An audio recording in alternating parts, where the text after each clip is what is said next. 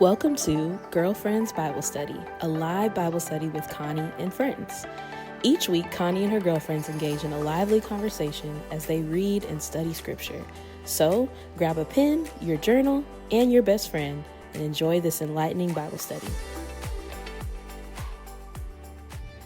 Hello. It is almost 7:30. We get to hear the end of the Esther story. I'm so excited to share it with you. I am enjoying doing these live Bible studies with you. They're so much fun because I'm learning so much as well. I mean, these are stories that I've read for years and have known and understood, but it's interesting how something is always either new to me. I'm reading it for the first time, one little piece of scripture, and sometimes, hi Rachel, sometimes it's that I've read it before, but I didn't realize just how much it was relevant in this day and time. So this is one of those where I want it to be relevant in this day and time. But I was talking to a friend of mine about Samson and Delilah and the repeating patterns in that story, and about David and Bathsheba, and how David gave Uriah his death notice to take to his captain. I was just like, that's some Godfather stuff. So that's the interesting thing about reading the scriptures live and talking about the stories and what happens in them. So, all right, so here we go. It is 7:30, it's Thursday, and it's live Bible study, live with Connie. And we're finishing up the book of Esther. And I'm not going to read all of it, but I'm going to read most of the remaining chapters. So, previously in the story of Esther, here's what had happened. So Esther became queen to King Xerxes, and her uncle or cousin Mordecai had helped groom her to be ready for this honor to become queen. So she's his queen, and there's a guy named Haman, and Haman didn't like Mordecai because Mordecai would not bow before him. So he's looking to figure out a way that he can do some dirty deed against Mordecai. And while he's trying to figure this out, Mordecai happens to overhear about a plot that people were going to use to assassinate the king. So he made sure that he told Queen Esther, there's a plot, you got to make sure that the king knows. They found the people, they apprehended them, plot was done and over with. So that's good. But Haman is still not happy because his little instigator friends out there at the front gate of the palace were saying, you know that Mordecai is not bowing when you come by. He's not, honoring you and worshiping you. So Haman's salty. So what he does is he gets the king to write an edict that says on a certain day, on a certain month, they're going to go through all the towns and provinces where there are Jews, and they're going to kill the Jews. And it was how did they say it? Destroy, kill, and annihilate the Jews. That's what he's asked the king to sign off on, and the king has said okay. And so he has this whole plan to kill the Jews, and Mordecai gets word to Esther and says, you've got to intervene. And Esther's terrified because she's thinking, how are we going to do this? Because, I'm not even supposed to go into the king unless he calls for me. And if I go to him, he has to hold out his scepter. If he doesn't hold out his scepter, then what's going to happen is I die. But at the end, Mordecai said, you know what? Don't think that you're going to escape this fate just because you're sitting up in the palace. So, if all the Jews are going to die, don't think you're going to be the one that doesn't die. So she realized that was the case. So she said, if I perish, I perish. And so she went to the palace, she went to the king, and she's standing there, she must have been trembling, but he held out the scepter. And she says, there's something I need to ask you. And he says, okay, whatever it is, just ask me. And so she invites him to dinner. Can you come to dinner tonight and bring Haman? And so he says, sure. Hi, Travis, my sweet Travis. So she says, sure. The king says, sure, I'll come to dinner and bring Haman. Absolutely. So she gets him over there for dinner, wonderful banquet, and she's still terrified. So she says to them, this is where we left off last week. My petition and my request is this. If the king regards me with favor, and if it pleases the king to grant my petition and fulfill my request, let the king and Haman come tomorrow to the banquet. I will prepare for them. Then I will answer the king's question. Because she was just too nervous. She couldn't get out. So she decided, I'm going to have him come back tomorrow. I can't quite say it yet. I don't have the bravery I need to be able to say this. So that's where we pick up in the book of Esther, chapter 5, verse 9. Haman went out that day happy and in high spirits. But when he saw Mordecai at the king's gate and observed that he neither rose nor showed fear in his presence, he was filled with rage against Mordecai. Nevertheless, Haman restrained himself and went home. Calling together his friends and Zeresh, his wife, Haman boasted to them about his vast wealth, his many sons, and all the ways the king had honored him and how he had elevated him above the other nobles and officials. He's a little bit arrogant. Doesn't he sound a little bit arrogant? He's a little bit arrogant. In power, just, delighted with himself. Look how awesome I am, how much wealth I have. Look at my robes. I've been elevated. Look at all of me. I'm me. I'm big on me. Interesting and familiar. And that's not all, Haman added. I'm the only person Queen Esther invited to accompany the king to the banquet she gave. And she has invited me along with the king tomorrow. Because I'm the stuff. That's what he's saying. She invited me to her banquet and I get to go back tomorrow. But all this gives me no satisfaction as long as I see that Jew Mordecai sitting at the king's gate. Little racist man. Just gives me no satisfaction. I'm looking at this Jew sitting over there and he won't bow to me. He won't give me honor. You need to have the right people around you because look what his wife says. And his friends. His wife Zeresh and all his friends said to him, have a pole set up, reaching to a height of 50 cubits, and ask the king in the morning to have Mordecai impaled on it. Yes, then go with the king to the banquet and enjoy yourself. This suggestion delighted Haman, and he had the pole set up. How much of a problem is that? Hi, my sweet Molly. Hi, sweet Sprinkle. Is a problem when you have the wrong people around you instigating. Just, what you should do? You should set up this pole and impale Mordecai on it.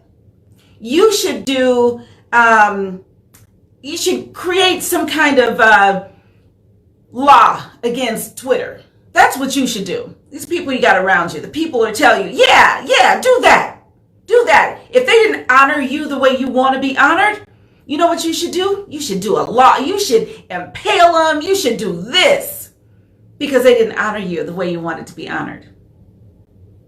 So, chapter 6. That night, the king could not sleep. So he ordered the book of the Chronicles, the record of his reign, to be brought in and read to him. And I thought that was so cool that, and this actually does happen. They have this like in presidents' offices and king's offices where they literally are just chronicling everything that happens, the date and time and who did what, who said what. It's all there. And of course, those are the things that people don't want us to read when they don't want us to know what's really going on. But there's an account of everything going on in the day. And that's what this was. The king couldn't sleep, wonder why, wonder what was in his spirit, who was tapping him on his shoulder. So he couldn't sleep. And instead of reading something else or having some music played, he wanted the book of Chronicles to be read to him. It was found recorded there that Mordecai had exposed Bigthana. I love his name as a gangster. He was one of the ones who was going to assassinate the king. Bigthana and Teresh, two of the king's officers who guarded the doorway, who had conspired to assassinate King Xerxes. And so he reads that, oh yeah, look at there. Mordecai is the one who told me that these two officers were going to kill me. So the king asked this, what honor and recognition has Mordecai received for this? His attendants answered, nothing has been done for him. The king said, listen how, this is what I'm talking about, reaping and sowing and how things happen the way they're supposed to happen. The king said, who's in the court? Meaning, which one of my inner circle people, my advisors, who's out there right now? Who's in the court? Now, Haman had just entered the outer court of the palace to speak to the king about impaling Mordecai on the pole he had set up for him. That's what he's out there for, right? He's out there talking about, let's kill Mordecai. I'm going to go ask the king just the same way as I got him to put his ring on and do the signet seal so that we could kill all the Jews. I'm going to go get his approval. I can just impale Mordecai on this pole. So his attendants answered, Haman is standing in the court. Bring him in, the king ordered. When Haman entered, the king asked him, what should be done for the man the king delights to honor? Look at that question. He didn't use his name. He didn't say Mordecai. He says, what should be done for the man the king delights to honor? Now Haman thought to himself, who is there that the king would rather honor than me? It's got to be all about me and my ego and my arrogance. Clearly he's talking about me. So he answers the king, for the man the king delights to honor, have them bring a royal robe the king has worn, and a horse the king has ridden, one with a royal crest placed on its head. Then let the robe and horse be entrusted to one of the king's most noble princes. Let them robe the man the king delights to honor and lead him on the horse through the city streets, proclaiming before him, this is what is done for the man the king delights to honor. Because he's sure it's him. He's sure it's him. Ha ha ha ha. Haman and his ego. Your ego will be your undoing. You know, pride goes before a fall. That's what it says. Go at once, the king commanded Haman. Get the robe and the horse and do just as you have suggested for Mordecai the Jew, who sits at the king's gate. Do not neglect anything you have recommended. That is a great idea. I want you to do all those things for Mordecai. Go do it right now. Go get one of my robes, my horses, and lead him around. Do that thing. So Haman got the robe and the horse. He robed Mordecai and led him on horseback throughout the city streets, proclaiming before him, this is what is done for the man the king delights to honor. Do you think he said it all joyfully, like he said it about himself when he was like, tell him, this is what is done. But now he's leading Mordecai around on this horse of the king's. You think he's doing all that energy and happiness and excitement? I kind of doubt it. He's probably saying, he's probably more like that, right? But he had to proclaim before him, this is what is done for the man the king delights to honor. Afterward, Mordecai returned to the king's gate. I wonder what that was like. Okay, so we read that, but how must that have gone down? Mordecai standing here, right? He's at the king's gate. He knows Haman hates him. He knows Haman is the one who decided to say, kill all the Jews, and he got the king's permission to do it. He knows that. So here comes Haman with a horse and a robe, walking toward Mordecai. Did Mordecai fear him? Did he say, you want me to do what now? Wait, you want to put a robe on me? He must be thinking, is there some COVID on the robe? Does the horse have rabies? You can only imagine when your staunch enemy, the one who wants to kill you and all your people, has to come out and robe you with the king's robe and sit you on the king's horse. Imagine, I can only imagine how Mordecai must have looked like. Okay, sure, I'll put on the robe, I'll get on the horse, okay. But Haman rushed home. After Mordecai went back to the king's gates, Haman rushed home with his head covered in grief and told Zeresh, his wife, and all his friends everything that happened to him. His advisors and his wife Zeresh, who also are the ones who told him to put that silly pole up there, right? They said to him, see, since Mordecai, before whom your downfall has started, is of Jewish origin, because they know Jewish are the chosen people, you cannot stand against him. You will surely come to ruin. So they're trying to tell him. But I mean, yesterday it was make a poll, right? Put a poll up so you can impale him. Today, now that they've done, the whole, honoring him on the horse and the robe, yeah, see about that, I had another thought. I'm thinking, you ixnay on the Mordecai thing. I think you better just let that one go. That was not happy. He was not happy to hear that. But while they were still talking to him, the king's eunuchs arrived and hurried Haman away to the banquet that Esther had prepared. Dun, dun, dun! I won't stop there. You get to hear the finish of the story. We are in chapter 7, the book of Esther. So he's had to honor Mordecai. Now he's at this banquet again with the king and with Esther. He has no idea. He thinks he's just being honored. Oh, I get to go to the queen's banquet. He's all excited. So the king and Haman went to Queen Esther's banquet. And as they were drinking wine on the second day, the king asked again, Queen Esther, what is your petition? It will be given you. What is your request? Even up to half the kingdom, it will be granted. He's going big. He had a little wine. He's like, you can have half of what I have. I don't know if he would have given her that. He probably knew she was so humble she wasn't going to ask for that, but he did offer. She didn't ask. Then Queen Esther answered, if I have found favor with you, your majesty, and if it pleases you, grant me my life. This is my petition. And spare my people. This is my request.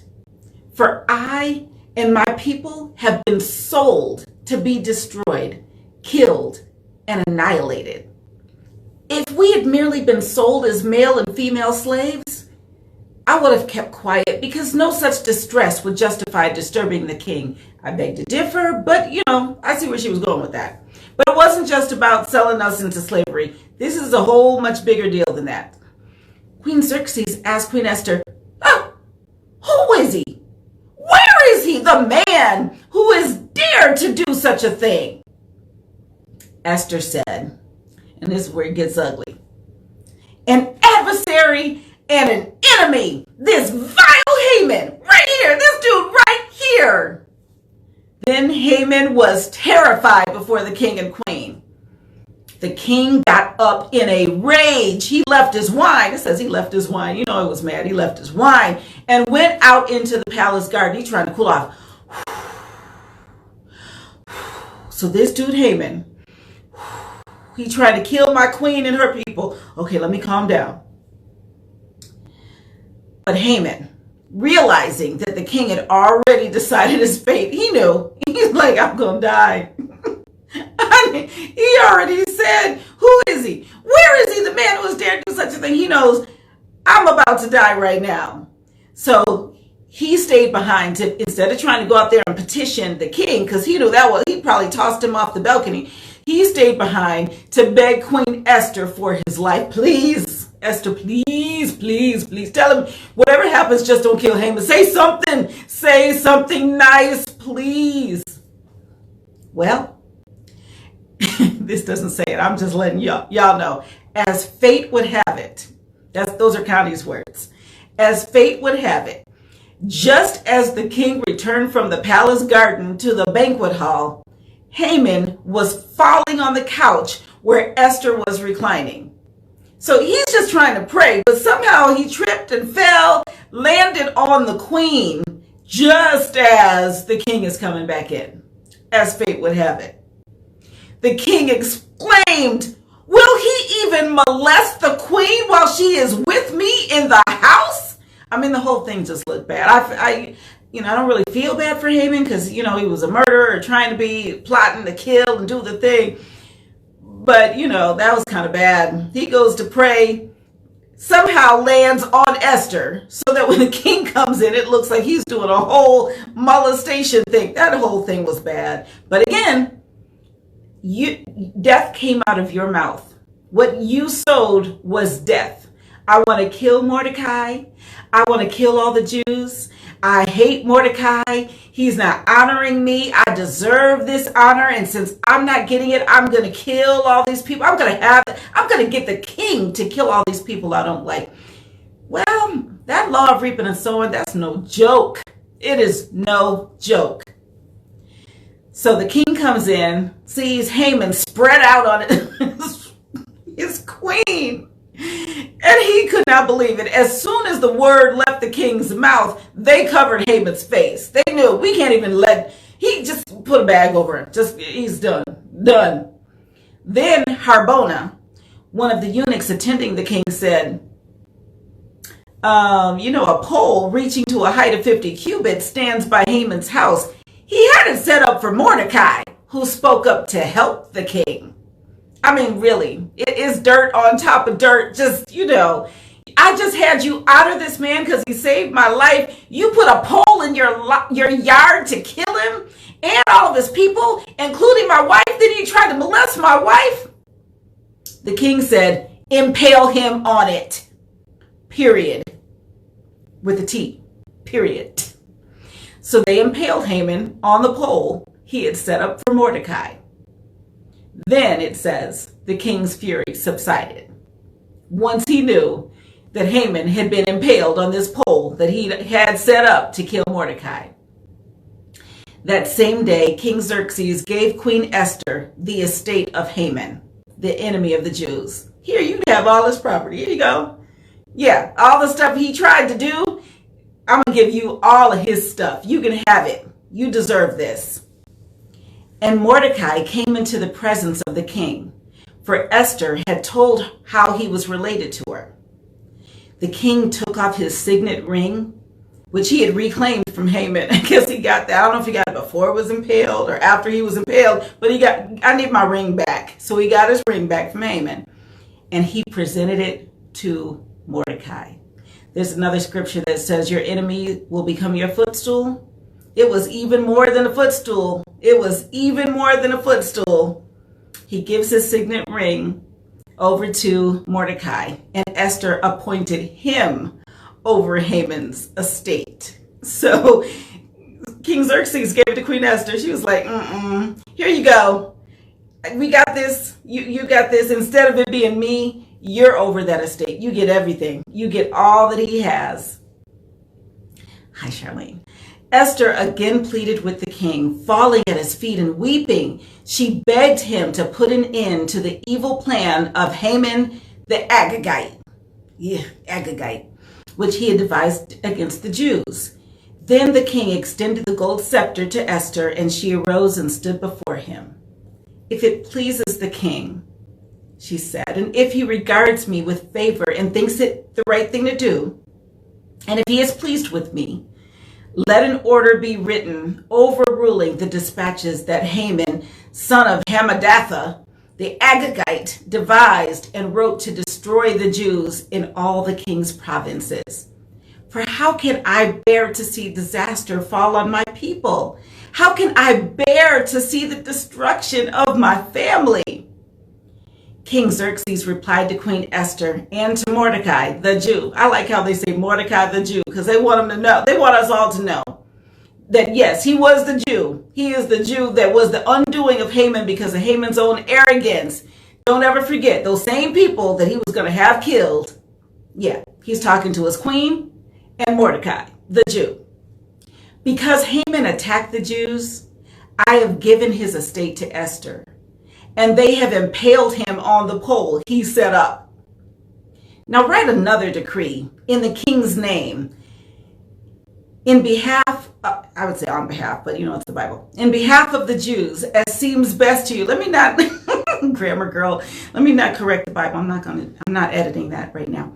And seal it with the king's signet ring, for no document written in the king's name and sealed with his ring can be revoked. And basically, they went through, the royal secretaries were summoned, they wrote it out, and it went out to all the provinces and the languages of each people, to the Jews in their own script and their own language. And they rode fast horses, it says, especially bred for the king. And the king's edict granted the Jews in every city the right to assemble and protect themselves, to destroy, kill, and annihilate the armed men of any nationality or province who might attack them and their women and children, and to plunder the property of their enemies. So ultimately, it says, when Mordecai left the king's presence, he was wearing royal garments of blue and white, a large crown of gold, and a purple robe of fine linen. And then they held a joyous celebration. For the Jews, it was a time of happiness and joy, gladness, and honor. And here's what's interesting. As we, especially people of color, are dealing with this same kind of thing where there's just, they're trying to kill, destroy, and annihilate us. Wouldn't it be great if we had a leader that also issued an edict that said this would not be allowed from anybody, and that we had the right to protect ourselves? Wouldn't it be great? But even if it's not written from our leader, here's the thing. Just the same way that Haman's ugliness, his attempt to be ugly, to destroy, turned around and came back on him. We're starting to see that, and we need to see that more. We need to see it with, the dog walkers of the world, where they lose the things that they were trying to make sure we lost. For those officers who will take the lives of innocent Black men, and they lose their jobs, they lose their friends, they lose their family, they lose their freedom. It needs to happen. When their goal is to kill, destroy, and annihilate a whole race of people, that will come back. That will come back on them. This will not go unnoticed. People will reap what they sow. And so I trust this, that for all of the ugliness that has gone on before and now, there is a price to pay. So, but there's time to get it right. Before it starts trying to be enacted, turn it around before it's too late. Don't let your arrogance write a check that you're behind, can't cash. Don't do it. Don't do it, because it will come back. So that is my looking at this particular book of Esther and seeing how sometimes when we get disillusioned and we think, do people just get to destroy us all the time? They get to annihilate us, just get to kill us all the time. We have to know it's coming back. They need to know it's coming back. This is not going to go undone. This is not going to go unnoticed. It's not going to go unpunished. It won't. It will not. So that is the book of Esther. I'm curious to know how many of you knew this story. So you can write me a message in the comments. Did you know about the story of Queen Esther? I'm curious to know. Did you know about Haman and what his little goal was? Did you know that it truly is a book of reaping and sowing, in terms of him building this pole to impale Mordecai on and then dying on it? Were you familiar with that part of the story? Most people, for the book of Esther, they know that Esther was responsible for helping to save the Jews, rescue the Jews from the king. But did you know it started off with King Vashti, with the king, listening to the people around him who said, call her, he's drunk and he wants to parade her in front of a bunch of drunk friends. And she said, yeah, I'm not coming down. So he dispatched her, got a new queen. Did you know that part of the story? How much of Esther did you know? A little or a lot? Or none at all? That's what I'm curious about. How much did you know? The other message I just want to make sure that we all remember. In all these situations, whether it was with the king getting rid of his first wife, Haman and his wife and his friends standing around talking, coming up with schemes, you need to have the right people in your ear. Your group of advisors, your friends, your close friends, they need to be the right people. The wrong people will be your undoing. Be careful who you surround yourself with. Seriously. And sometimes you have to just say farewell to some that would latch on, but really they're just instigators. They spread gossip and lies, and they get you into some stuff. You listen to them and it gets into some stuff which you're still responsible for, So because of that, be careful. Be careful who you surround yourself with. All right? All right, I will see you next Thursday at 7:30 for Bible study. I haven't decided which fun story we're going to learn about next week, but I'll post and let you know in advance. I hope you had fun listening. Let me know in the comments how much you know about Esther. I'm really curious to know. A lot or a little, or none at all. Have a great Thursday night, everybody.